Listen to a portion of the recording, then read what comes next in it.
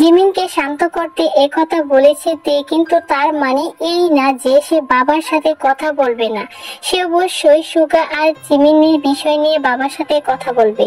তে ওর বাবার সাথে যতটা ফ্রি, জিমিন ঠিক ততটাই ভয় পায় তার বাবাকে। না, তার বাবা তার সাথে কখনোই কঠোর আচরণ করেননি।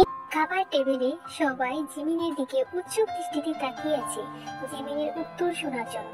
জিমিনকে নিজের মনের সাথে যুক্ত করে ওর বাবার উদ্দেশ্য বয়ে বয়ে বলে, আসলে আমি এখন বিয়ে করতে চাই না বাবা, আমার আরো কিছু সময় লাগবে। আর কত সময় লাগবে? পড়াশোনা শেষ করে চাকরি করছো, আর তাছাড়া আমারও তো বয়স বাড়ছে, আজ আছি কাল নাও থাকতে পারি। মরার আগে তোমার কে সুপাত্রের হাতে তুলে দিয়ে মরতে পারলেই আমি নিশ্চিন্ত। তোমরা যা ভালো বুঝো বাবা, তাতে আমার কোনো আপত্তি নেই। বাবার কথাগুলো শোনার পর জিমিন পারেনি বাবার ইচ্ছের বিরুদ্ধে যেতে, কারণ ও পারবে না নিজের ভালোবাসার জন্য বাবার ভালোবাসাকে ত্যাগ করতে। যে বাবা ওকে বুকে আগলে মানুষ করেছে তার বুকে ছুরি চালাতে। হয়তো এই জন্যই কিছু ছেলেদের কাছে মেয়েদেরকে বেঈমান উপাধি পেতে হয়। মিস্টার জেহোপের যে ছেলেটাকে খুব ভালো লেগেছে তা তার কথাবার্তায় বুঝতে পারছে বাড়ির সবাই। আর তাছাড়াও ছেলেটার সম্পর্কে খোঁজ নিয়ে সবাই জেনেছে ছেলেটা খুব ভালো আর ভদ্র, তাই বাড়ির কারো তাদের সাথে সম্পর্ক করতে আপত্তি নেই। তোমার ছেলেটাকে মেয়ের জামাই হিসেবে ভালো লাগলেও আমার ছেলেটাকে নিজের একমাত্র দুলাভাই হিসেবে ভালো লাগেনি।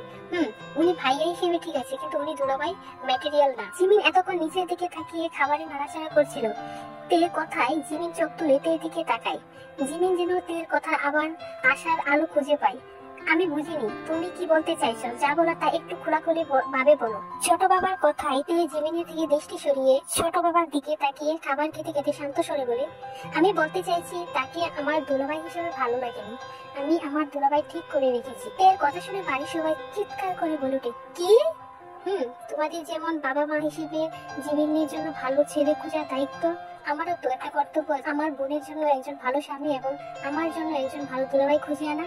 আর তোমরা তো জানো আমি আমার দায়িত্ব কর্তব্য নিষ্ঠার সাথে পালন করি সবসময়। তের কথাই বাড়ির সবার চোয়াল ঝুলে পড়লো। শুধু স্বাভাবিক আছে তের বাবা মিস্টার জেহোপ সাহেব, তিনি যেন আগে থেকেই জানতেন এমন কিছু হবে, তাই তো তিনি এখনো স্বাভাবিকভাবে বসে আছে। ছেলের বায়োডাটা নিয়ে আমার ঘরে এসো, বাকি কথা পরে হবে, এখন খাবার খেয়ে সবাই যার যার রুমে চলে যাও। আমি আসছি একটু পরে, এখন আমার একটা ছোট্ট কাজ আছে। তের কথাই সম্মতি জানিয়ে ছোট বাবা ঘরে চলে যায়। পরে তে চলে যায় নিজের রুমে আর রেখে যায় অবাক হওয়া বাড়ির সবাইকে। এতক্ষণ এখানে কি হয়েছে সব যেন সবার মাথার উপর দিয়ে গেল, শুধু জাংকুক আর জিমির অসুবিধা হয় না এখানে কি হয়েছে তা বুঝতে। বাবা আসবো? ব্যাটে হেলান দিয়ে বসে বই পড়ছিল মিস্টার আরএম। তের বই পড়ার যোগ হয়েছে তের ছোট বাবাকে দেখে। তারপর তে তার ছোট বাবাকে জিমিনের বিষয়ে সকল কিছু ভেঙে বলে। জিমিন যখন ভার্সিটিতে ভর্তি হয় সুগা তখন ওই ভার্সিটিতেই পড়াশোনা করতো। প্রথম তাদের সম্পর্কটি ছিল টম এন্ড জেরির মতো, কিন্তু সুগাকে জিমিন পছন্দ করত। সে মনে করতো এটা একতরফা ভালোবাসা, কিন্তু ওকে ভুল প্রমাণ করে দিয়ে সুগা ভার্সিটির লাস্ট দিন প্রপোজ করে বসে। সেদিন জিমিন মনে হয়েছিল ও মনে হয় স্বপ্ন দেখছে, ঘুম ভাঙার সাথে সাথেই জিমিনের স্বপ্নটা শেষ হয়ে যাবে, কিন্তু না, সবকিছু সত্যি ছিল। জিমিন যখন বুঝতে পারলো সুগা সত্যি সত্যি ওকে ভালোবাসে, তখন দেরি না করে সুগাকে জড়িয়ে ধরে অজর ধারে কাঁদতে থাকে। সুগাও নিজের প্রিয়তমাকে বুকের মধ্যে আগলে নেই। এভাবে চলতে থাকে জিমিন আর সুগার ভালোবাসার সম্পর্ক, যা সময়ের সাথে সাথে এখন আরো মজবুত হয়েছে। তারপর বাবার সাথে আরো টুকটাক তার ছোট বাবার সাথে আরো টুকটাক কথা বলে ঘুমানোর জন্য নিজের রুমে ফিরে আসে। ছাদে দাঁড়িয়ে কফি খেতে খেতে জাংকুক ভাবতে থাকে হসপিটালে ও আর তের মধ্যে হওয়া কথা। নিজের কেবিনে মুখোমুখি বসে আছে তে ও জাংকুক।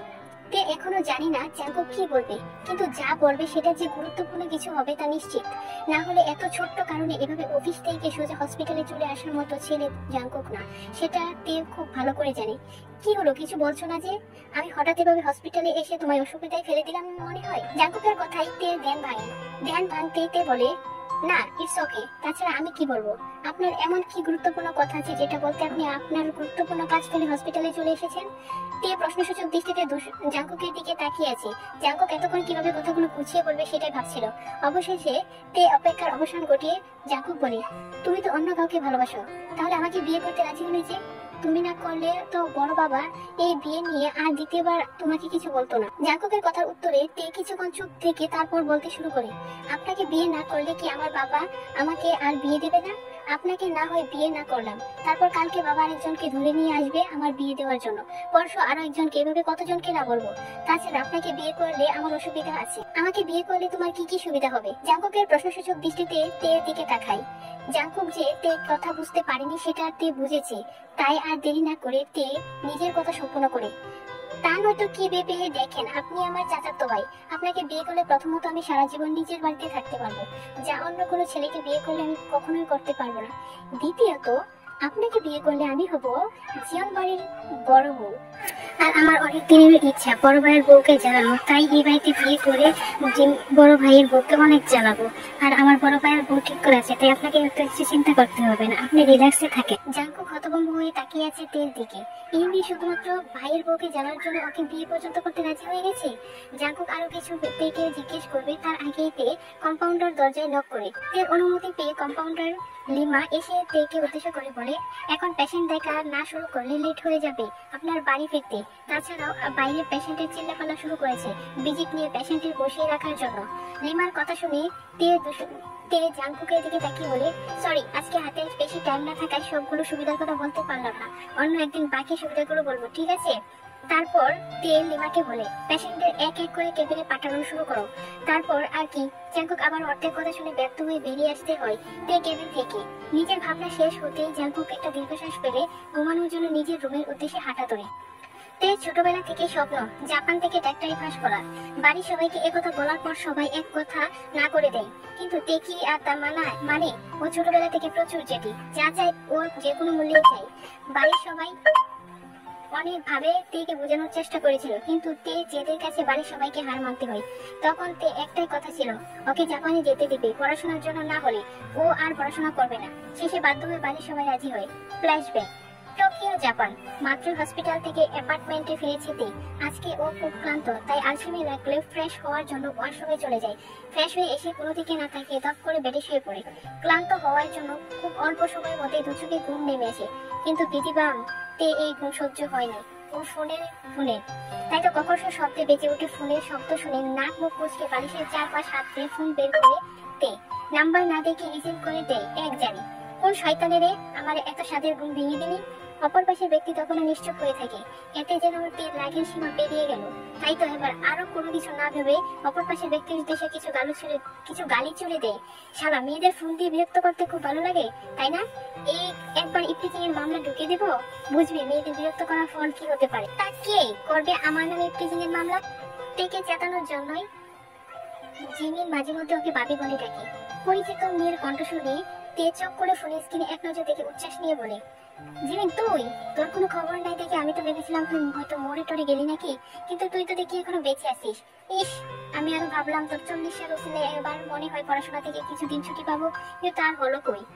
তের কথা শুনে বাবাকে সপ্তম আশ্চর্যে পৌঁছে গিয়ে বলল, তুই কি আমার 40 খাওয়ার প্ল্যান করছিস? কি সাংঘাতিক ব্যাপার তে।